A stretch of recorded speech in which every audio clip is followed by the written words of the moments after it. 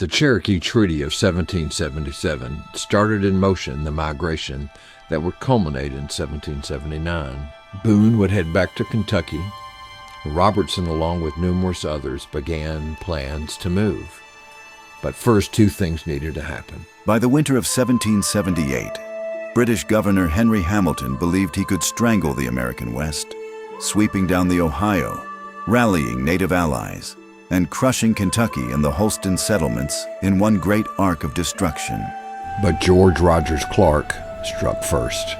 In February of 1779, through frozen rivers and night marches, Clark captured Vincennes, and with it, Hamilton himself. The British command of the Northwest collapsed in a single surprise blow. Yet even as Hamilton surrendered, another campaign was already moving south. This campaign meant to break the Chickamauga Cherokees. Dragging canoes war towns along the Tennessee River near modern-day Chattanooga, who had become the British spear point against the frontier. Robertson had suggested the campaign to North Carolina Governor Caswell in his resignation letter, and Governor Patrick Henry ordered Colonel Evan Shelby into motion. Volunteers poured in. No draft was needed. 500 volunteers. Men from Watauga and the Nolichucky took up rifles without pay.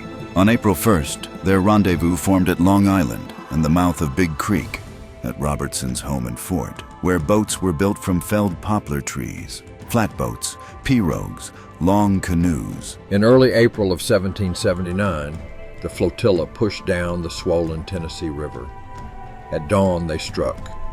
Guided through flooded cane brakes, the militia waded into Chickamauga itself, a town nearly a mile long.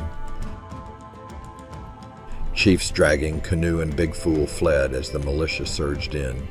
Houses burned, corn cribs were emptied. Town after town fell. Chickamauga, Running Water, Long Island Town, Crow Town. Horses taken by the hundreds. Mounts that would carry the militia home.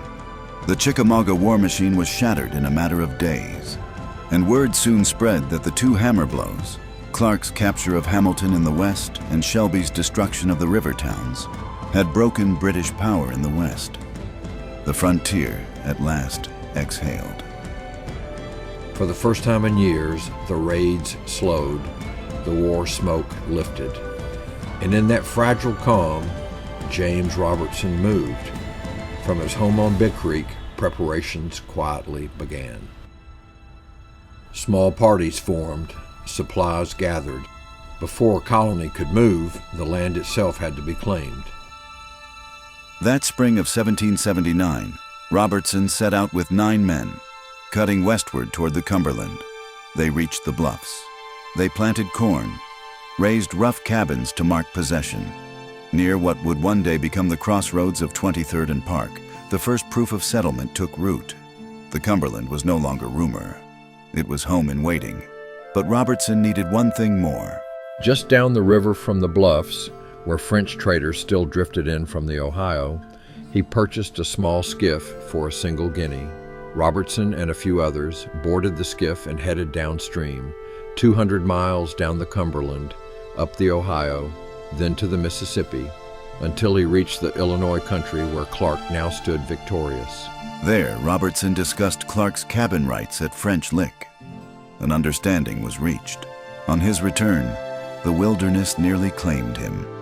When he reached an Indian village, he was accused of spying and marked for death, spared only when French traders convinced his captors he sought horses, not secrets. Tension softened into uneasy friendship.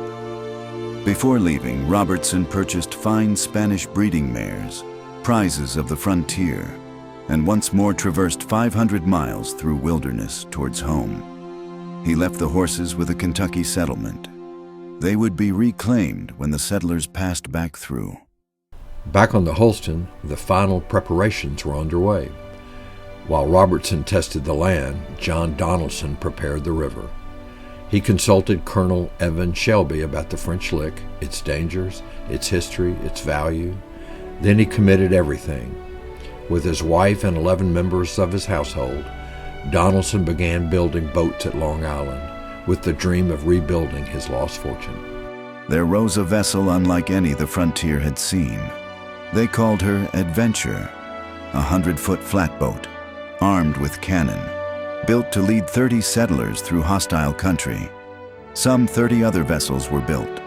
Over 200 souls would travel 1,000 miles along the rivers. Robertson knew the small flotilla filled with his wife, children, sister, and brothers might be safer after the attack on Dragging Canoe, aligned along the river near modern-day Chattanooga. He now wrote his resignation letter to Governor Caswell, forfeiting his role as Indian agent. James Robertson, January 14, 1779, to Governor Caswell of North Carolina. I now beg leave to tell you that from many disadvantages to me with respect to my private property and the necessary business that now compels me to other distant parts, it is not in my power to perform the trust reposed in me, and I humbly resign that trust. The plan was set.